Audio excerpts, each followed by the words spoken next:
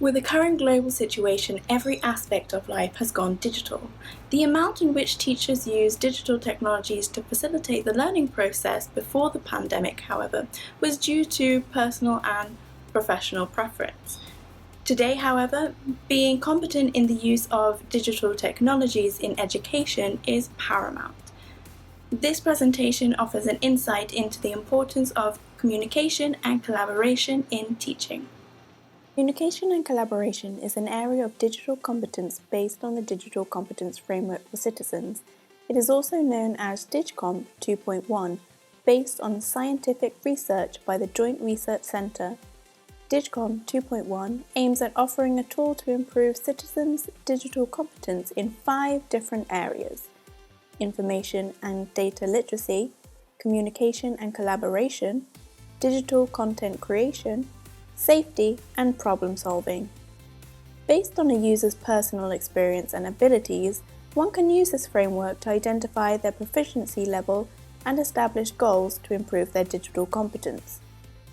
According to DigComp 2.1, communication and collaboration is defined as the competence that allows the user to communicate in digital environments, share knowledge and resources through digital technologies, and collaborate and interact in digital communities in an appropriate manner.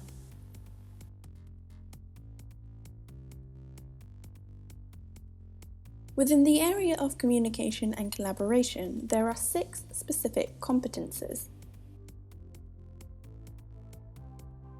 The first one is interacting through digital technologies, which involves interacting through a variety of digital technologies and understanding appropriate digital communication means for a given context. What examples of this can you think of? Well, it may be easier than you think. We all use WhatsApp, we use email, in the education realm we use Classroom, and we've lately been introduced to Zoom, an application that has definitely come in handy during lockdown. The second digital competence is sharing through digital technologies. This involves sharing data, information, and digital content with others through appropriate digital technologies. Knowing about referencing and attribution practices are therefore important to be competent in this area. Examples of digital technologies to share content include Moodle, email, Classroom, Zoom, Dropbox, Google Drive, and OneDrive. The third competence is engaging in citizenship through digital technologies. It involves participating in society through the use of public and private digital services. It also involves seeking opportunities for self-empowerment and participatory citizenship through appropriate digital technologies. But how do we participate in society digitally? We've all seen those surveys on Instagram and Facebook, but have we ever participated and answered the questions? Well, we should if we want to help our co-workers, students and associates. With the increase of availability in webinars and online courses, we should share digital resources that we consider empowering and encouraging for those in our reach.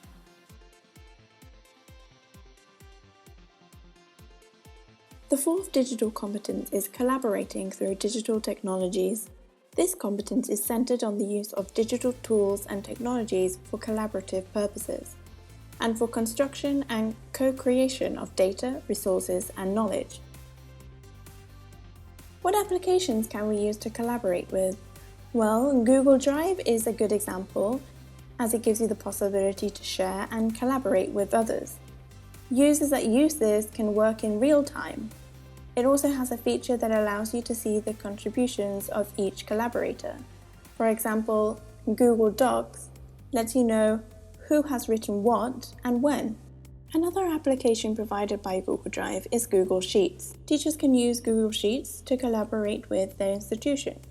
While the teacher fills out the spreadsheets with the students' grades, the institution is able to monitor the process in real time.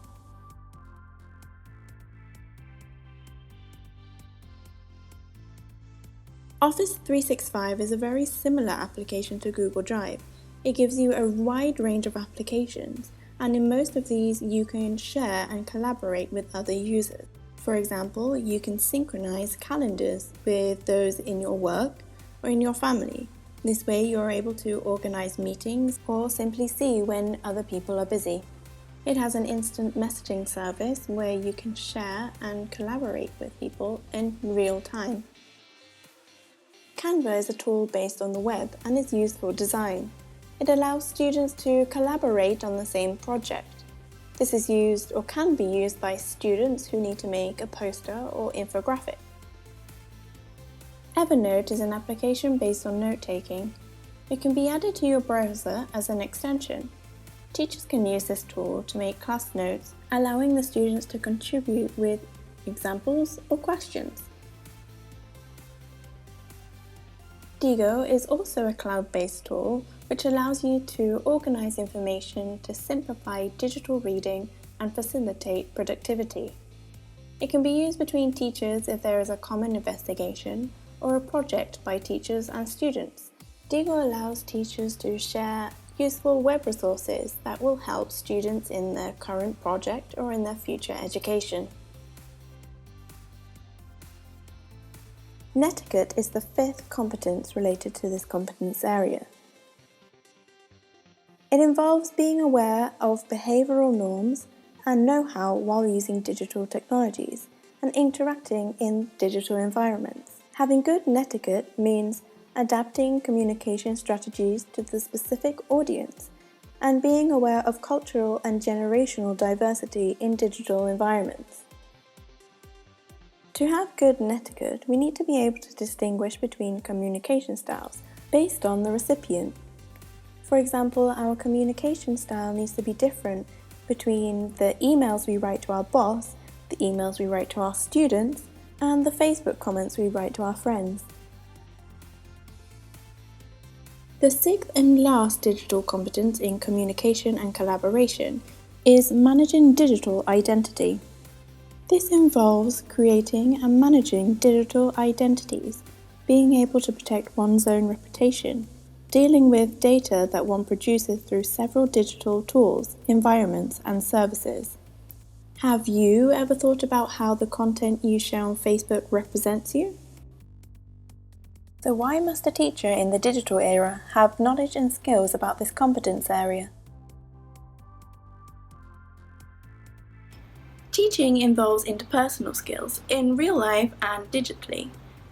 The profession is based on the sharing of knowledge, and in order for this to happen, communication is needed. A teacher is required to know how to communicate effectively in digital environments. Educational institutions require the teacher to communicate with directors, coordination, students, parents, and colleagues. Teachers are now solely communicating and collaborating with students electronically. However, there is a fortune of digital resources for educational purposes. A teacher needs to critically identify those digital resources that best fit learning objectives, learners' needs, and pedagogical approaches in order to support their learning. Knowing how to responsibly use and manage digital content means respecting copyright rules when using, modifying, and sharing resources. It also means protecting sensitive data such as digital exams and students' personal information. Being competent in communicating and collaborating digitally will allow teachers to provide necessary guidance and support individually and collectively. Teachers should be mentors and guides for their students, helping them be more autonomous in their learning process. It's also important for teachers to consider accessibility to learning resources and activities for all learners and ensure that expectations and abilities are responded to. Teachers should empower students to effectively and responsibly use the digital resources for their learning activities, assessment, and assignments. Communication and collaboration skills apply not only to the classroom, however, but anything that represents the individual as a teacher. This means that social networking sites and other communication services should reflect the reputation of the teacher and the institution. Given the current global situation, the digital competence, communication, and collaboration has proven to be fundamental for the continuation of everyday life. So, as students aspiring to be teachers in the future, as current practicing educators, or as citizens in society, what can we do to be digitally competent? Reflecting on our current digital practices helps us to have a starting point on which we can base our digital goals. After reflecting, we should read the Digital Competence Framework for citizens and identify our proficiency level at each competence, not only in the communication and collaboration area, but in all competence areas. Once we have established our proficiency level, we can view the level we aspire to achieve. For this, however, we need to be realistic and propose attainable goals. After making digital goals, we should source out ways to achieve this. This might involve reading about each competence and putting them into practice. The last thing, and probably the most important thing, is to be aware and understand what is expected of us professionally, personally, and as a citizen that contributes to society. To review the 6 competences of communication and collaboration, they are interacting through digital technologies, sharing through digital technologies, engaging in citizenship, collaborating through digital technologies, netiquette, and managing digital identity.